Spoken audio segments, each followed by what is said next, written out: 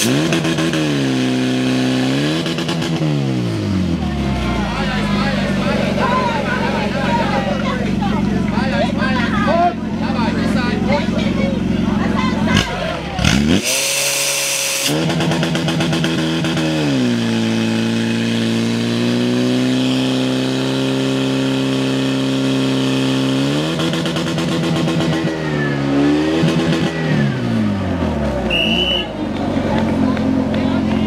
bol dnešný posledný útok, tam vzadu to zaznelo, nevadí.